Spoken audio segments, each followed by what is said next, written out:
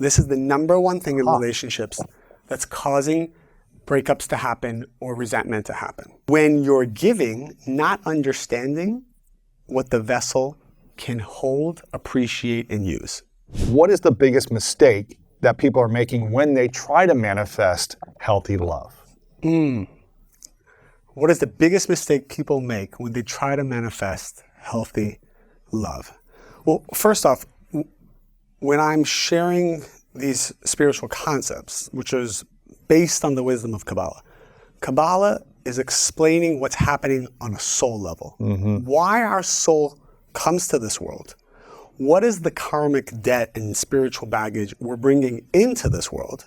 The soul is then choosing parents that align vibrationally with whatever it is I need to go through in order to become the greatest version of myself. So I don't know if I mentioned this last time, but if my soul brings this spiritual baggage of a fear of abandonment, and in order for me to create miracles in my life, and miracles in the area of sustenance, in love, in health and healing, in wisdom, just to have peace of mind and joy, in order for me to create those miracles, the Kabbalists explain that I have to transform the negativity that my soul came to the world with. But the only way to do that is actually to be put in situations that bring that out. Really? Yeah, a therapist might tell you, hey, look, you have abandonment issues because you had parents who divorced when you were young, causing you to have these fears and have these avoidant issues. Kabbalah says the opposite. Kabbalah says your soul already had these issues that brought from past life, and you are now choosing parents that will be conducive to awaken what's already inside you. So it's almost like if you don't believe that you had a soul contract coming to this world, if you don't have a foundational belief of like, okay, you were here with this type of wound or with this type of whatever soul contract that you needed to heal, that you actually need this challenge to become the greatest version of you. And without it, you won't be able to fulfill your life's mission. Yeah, you almost need to believe that in order to say, okay, this is all actually beautiful. The toxic relationships I've had, the abusive partners, the people that lied or cheated on me, or the things that I did to other people that were out of integrity, this is actually meant to happen for you. Correct. So that you can learn how to overcome it. 100%, because any other school of thought would always put you as the effect, and you will then always be looking on the outside who to blame. My parents did this, and correct. And then this person was a bad partner, and then correct. And it's not the highest vibration. By the way, I always tell people, it's not about you need to believe that you had a soul contract. I always say, like, I'm going to share this content, which is not my content. It's from thousands of years of ancient spiritual wisdom of all the sages and all the different religions, actually, that were very spiritual in its original intention and become more religious. Now, I always share, like, this wisdom has been there to show us that we are in control and that it is our birthright to have the absolute greatest life in every area. The Creator wants to give us even more than we want to receive. And it says that the Creator wants to give us endlessly more energy than even we know. But it looks like things are being deprived from us. It looks like the world is a very dark place and people are against me and certain circumstances aren't fair and people are born in different situations that aren't fair. And it does look like that, but the truth is every single soul has a pathway to the greatest miracles that they could ever possibly imagine. Every soul has a pathway towards their soulmate, even if it looks like they don't. Every soul has a pathway towards having financial freedom, even if it looks dark and impossible and you don't know where it's going to come from. There is a pathway. The fact that you don't see it, there's a spiritual reason. It's because our soul asked not to see it. Our soul asked not to be born with our soulmate.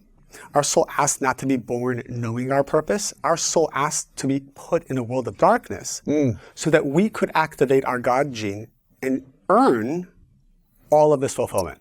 So it shouldn't just be given to us. Anything that is just given to us makes us feel shame and we resent it. Because when you give someone something they have not earned, they feel the opposite. They feel they received less. So a lot of times people who don't appreciate us, it's not because we didn't give them enough, it's because we gave them too much. And so they keep thinking, I'm not getting. But it's not that they're not getting, it's that we're giving them so much, we're flooding their vessel. And too much light becomes darkness. Really? Yeah. When you're giving, not understanding what the vessel can hold, appreciate, and use. Which vessel? Yours or the other person? Other person's vessel. This is the number one thing in relationships that's causing breakups to happen or resentment to happen. Let's say, and I have an example of this. I remember coaching this couple. This guy basically said, I found this amazing girl. We've been dating, and it's finally, like, I found my dream girl. I'm so in love, and this is amazing. It's been like 3 weeks. And I said, amazing, what are you guys doing? He's like, I'm taking her here, I'm doing this, I'm introducing her to my family, all that. I'm giving her the world. Giving her the world. And I said, wow, that's amazing. He's like, yeah. I said, I would love to meet her. So I met her, and she had this like beautiful like Rolex watch, but it was like a male, it wasn't a female watch. I said, that's a beautiful watch. It was kind of big on her wrist. It's kind of bigger on her wrist, yeah. She's like, hey, Brandon got it for me. In 3 weeks of knowing her.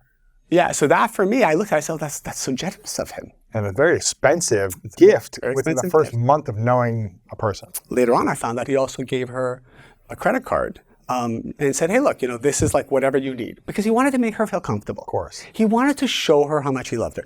He wanted her he understood her love language was gifts and acts of service. Like, I want to give that to her. Yeah, and he wanted her to feel safe and wow her or woo her as well. Correct. So I know, Kabbalistically, what happens to a soul when you give them too much energy, you give them too much of something that they have not earned or don't have the capacity to receive, or are using it for their own lack and need. So this girl figured out how to get him to give to her gifts, love, expression to fill her needs. Then I went to Brandon and I said, Brandon, you need to know something. I've seen this before. I know you're excited about this relationship. I know you don't want to lose it, but because you're so afraid of losing it, you're overgiving, and you're literally pouring 16 ounces of water in an 8-ounce glass. And you're creating a standard that you're gonna have to live up to for the length of this relationship. If you're doing this much in the first few months, and then you stop doing it, you think she's gonna be happy with that? She's gonna say, oh, you were creating a standard for me, now I expect $10,000 credit card every month, and a new watch every month, and shoes, and the way you're wowing me in the first month, you think a woman's gonna be happy if you just cut it all off and say, I'm gonna give you a lot less now? That's not gonna go well in the relationship. You're 100% correct, because he thinks he's giving, but he is destroying. So he's actually taking from her by giving, or what he thinks is giving. So, but a lot of women watching or listening might say, that sounds like a dream man. He's just gonna take me out, and he's gonna pay for everything, and he's gonna take me on expensive trips and buy me clothes. He's in his masculine, this is great. He's gonna, provide for me right away the way I feel like I deserve a man should treat me. I've met with thousands of women, one-on-one. Maybe 20% of them have been in this situation. The way this usually ends up, if there isn't a spiritual course correct, is she leaves him. Why? She doesn't respect him. And this is what she says to her friends. I don't know, he's really, and the friend said, you're with a perfect guy. I know, something's missing. The spiritual connection is missing, the emotional connection is missing, the chemistry is missing, something is missing. Because when you flood the vessel and you don't actually think from the consciousness of what's really good for the soul of this person. Because sometimes giving is setting a boundary. Sometimes giving is sharing how you feel, not from a reactive place, but explaining to her, hey, listen, these are needs that I have that aren't being met, and I want to have a conversation about it. That's also giving. But if you're always just pacifying somebody, if you're not really thinking about how to grow their soul or to help them or inspire them, you're hurting them. Thank you for watching this video. If you want more inspiring clips like this, make sure to click right here to subscribe, and click right here to watch that next video that is specific to support you in your life.